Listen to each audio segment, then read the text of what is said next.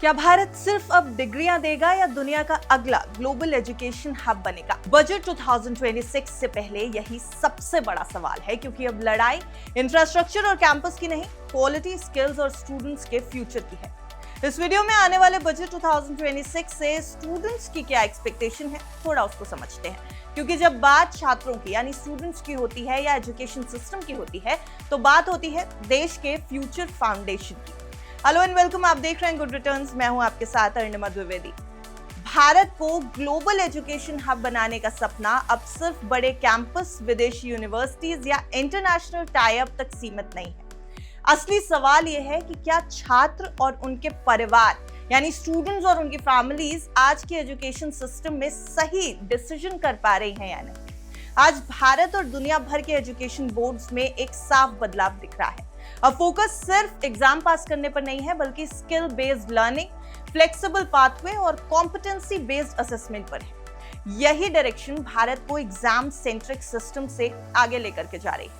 नीति आयोग का road map भी इसी बात पर जोर दे रहा है। बेहतर academic quality, global collaboration, research integration और इंस्टीट्यूशंस की क्या तैयारी है, ये सब कुछ फोकस में है। जैसे जैसे ट्रांसनेशनल एजुकेशन मॉडल बन रहे हैं और स्टूडेंट्स पाथवे आपस में जुड़ रहे हैं, सही जानकारी के साथ सही फैसला लेना स्टूडेंट्स की सक्सेस की बन गया है। अब अगर एक्सपर्ट्स की बात करें तो IC3 मूवमेंट के फाउंडर गणेश कोहली के मुताबिक बजट 2026 एक बड़ा मौका है, जहां स्कूल लेवल पर काउंसलिंग कैपेसिटी को मजबूत किया जा सकता है, जिससे स्टूडेंट्स शुरू से ही फ्लेक्सिबिलिटी समझें, अपने एक्सपेक्टेशन से पढ़ाई को जोड़ें और कॉन्फिडेंस के साथ आगे बढ़ें। वहीं आर्ट्रा इंटरनेशनल के मुताबिक भारत 2047 तक यानी 2047 तक 10 लाख से ज्यादा विदेशी छात्रों को होस्ट करने का टारगेट रख रहा है। लेकिन बजट 2026 को पॉलिसी के इरादों से आगे बढ़कर असली डिलीवरी पर फोकस करना होगा। जी हाँ, इंडिया ने 2047 तक 2047 तक 10 लाख से ज्यादा इंटरनेशनल स्टूडेंट्स को होस्ट करने का टारगेट रखा है।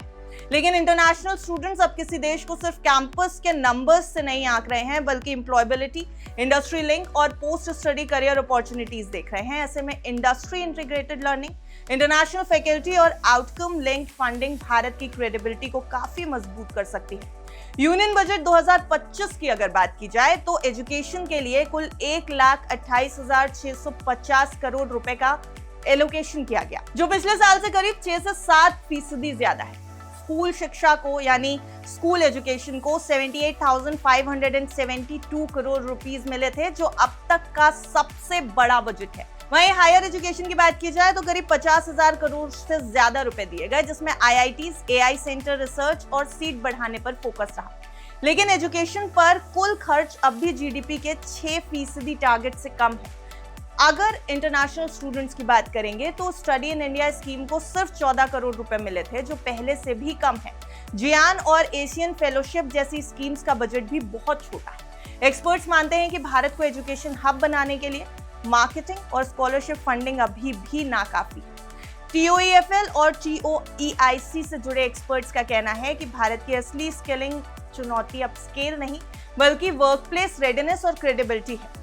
Artificial intelligence, technology, health care और ग्लोबल सर्विसेज में तेजी से बढ़ती नौकरियों के लिए कम्युनिकेशन, इंटरनेशनल कोलैबोरेशन और हाइब्रिड वर्क स्किल्स बेहद जरूरी। तो कुल मिलाकर बजट 2026 से उम्मीद यही है कि आने वाली अनाउंसमेंट से आगे बढ़कर अपनी क्वालिटी, स्किल वैलिडेशन और स्टूडेंट आउटकम पर फोकस किया जाए, जिससे भारत सिर्फ टैलेंट सप्लायर नहीं, बल्कि एक सच्चा ग्लोबल एजुकेशन और असेसमेंट हब बन सके। वैसे आपको क्या लगता है, एजुकेशन सेक्टर को कितना एलोकेशन मिलना चाहिए और क्या अभी का एलोकेशन काफी है? कमेंट सेक्शन में बताइएगा जरूर और देखते रहिए गुड रिटर्न्स।